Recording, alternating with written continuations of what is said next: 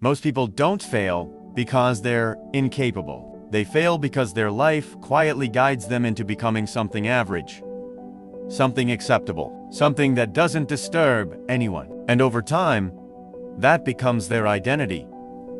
Not because they chose mediocrity, but because mediocrity demanded less friction, less confrontation, and less responsibility. We're raised in a world that celebrates potential, but rewards conformity. You'll hear adults tell children they can become anything, while simultaneously modeling a life where almost no one becomes anything extraordinary. And so, the child grows observing that excellence is always talked about, but rarely lived.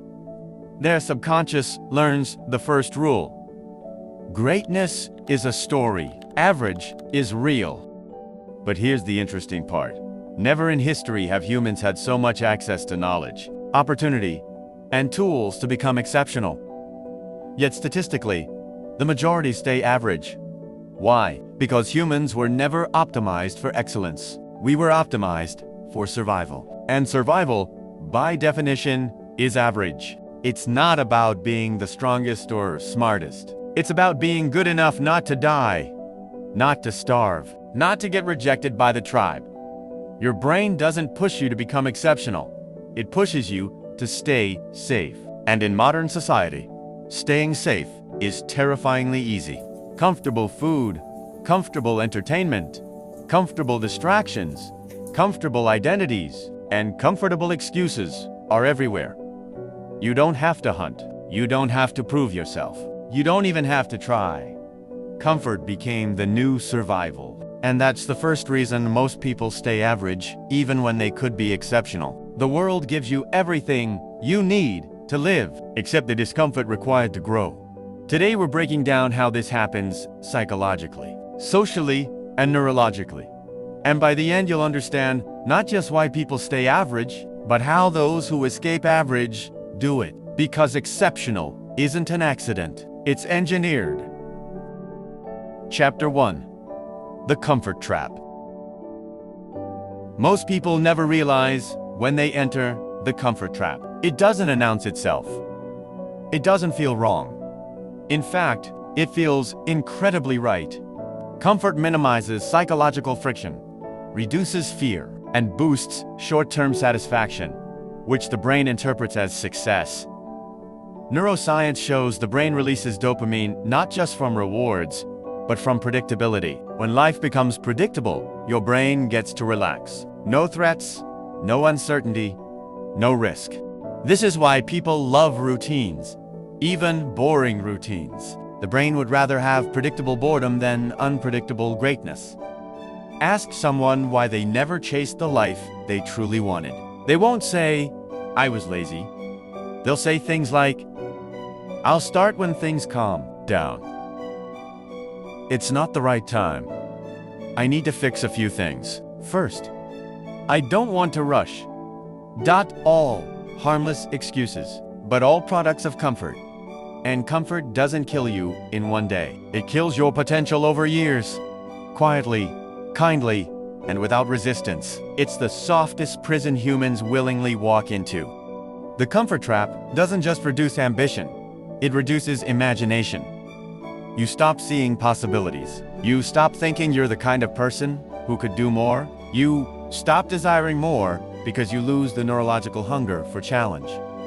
This is why most people never become exceptional. Not because they can't, but because they don't feel the need to. The world is designed for survival, not excellence. You can stay alive, entertained, fed, connected, and comfortable without ever becoming significant. And here's the paradox. Comfort feels safe. But in the long run, it is the most dangerous place to be. Because comfort guarantees you'll never know what you could have been. Chapter 2. The Survival Brain versus the Exceptional Life. The modern world tells you to follow your dreams, but your brain has no idea what that means. Your brain was designed for environments where failure meant death, not embarrassment. In ancient tribes, standing out was dangerous. If you drew too much attention, you attracted predators, threats, or jealousy. The tribe punished outliers because outliers disrupted survival harmony. Fast forward to today, there are no lions hiding in the bushes waiting for ambitious entrepreneurs. But your brain still treats any unfamiliar challenge as a threat. That's why even simple risks, like starting a new skill, applying for a better position, or posting your work online trigger anxiety. The brain responds as if rejection equals death. It's outdated hardware running in a modern operating system. The average life isn't the default because humans lack dreams. It's the default because humans are biologically programmed to avoid the discomfort that creates exceptional results. We want extraordinary outcomes with survival-level effort. We want the rewards of risk without the exposure to failure. Exceptional people aren't fearless. They just have a different relationship with fear. They recognize fear as a signal of importance, not danger. They interpret discomfort as growth, not threat. And they treat rejection as feedback, not death. This is why in almost every field business, athletics, art, science, the ones who rise are rarely the most gifted. They are the ones who survive the resistance long enough for the world to notice. The exceptional aren't superheroes. They are simply the ones who didn't stop when the survival brain begged them to surrender. Chapter 3. The Illusion of Later. One of the biggest reasons people stay average is a psychological trick. Almost everyone falls for the illusion of later.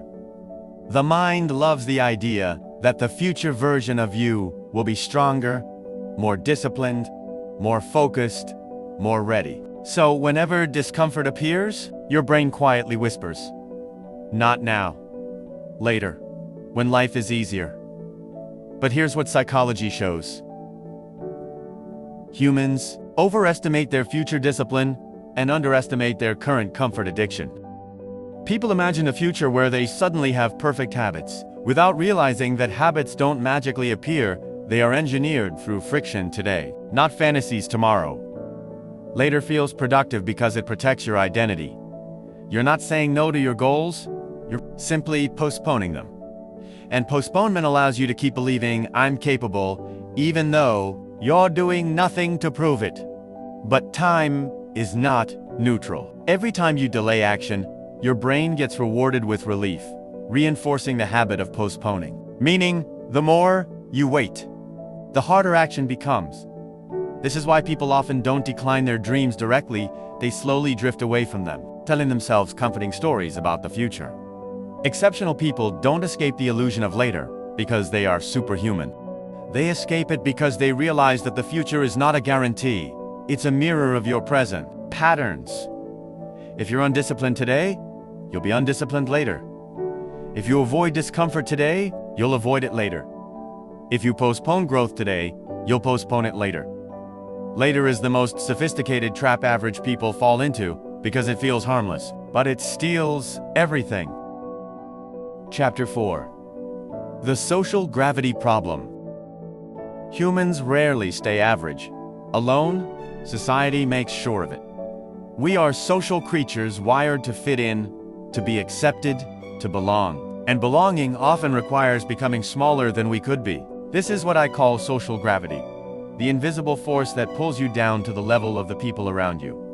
If you grew up in an environment where no one aimed high, where no one took risks, where comfort was normal and ambition was mocked, then exceptional behavior feels abnormal, almost arrogant. You begin to associate greatness with other people, the talented, the lucky, the chosen, not people like you.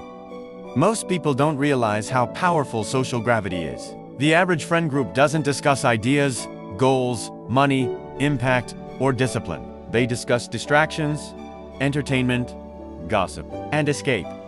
And when someone starts breaking away, learning, improving, building, rising, the social group interprets it as a threat, not inspiration.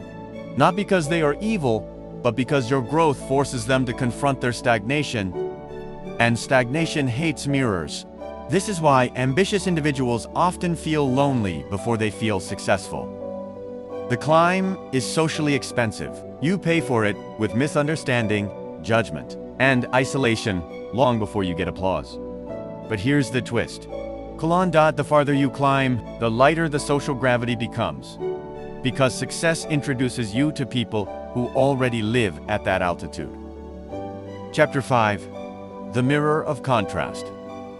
One of the strangest experiences in growth is that you don't change all at once. You notice change through contrast. You start realizing how differently you think, decide, and respond compared to before. You notice it when you return to old environments.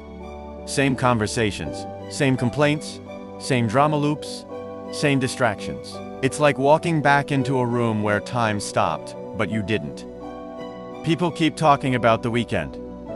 You're thinking about the next decade. People are trying to look successful. You're trying to be successful. People are chasing validation. You're chasing competence. Contrast reveals transformation. But contrast also reveals a deeper truth. Most people are not held back by lack of opportunity. They are held back by identity inertia. They are attached to who they've been and terrified of who they could become. Growth demands identity death. You can't remain the same person and reach new outcomes. That's why ambitious people shed their old selves more often than they shed bad habits. The real problem is not that people can't improve, it's that improvement threatens the identity that gives them comfort. And here's the final truth. Exceptional people aren't born with more talent. They just refuse to quit when progress is slow. They keep studying while others scroll. They build skills while others complain. They stay consistent while others wait for motivation. Most people want the result. Very few want the process. But the process is where you transform. If you can stay in the process longer than the average person, you will automatically separate from the crowd. Because average is crowded. Exceptional is empty. The question is not, can you be exceptional? The real question is, will you stay long enough to earn it? If this message reached you at the right time, don't let it end here. Follow for more growth, more mindset, and more discipline. Your next level is waiting.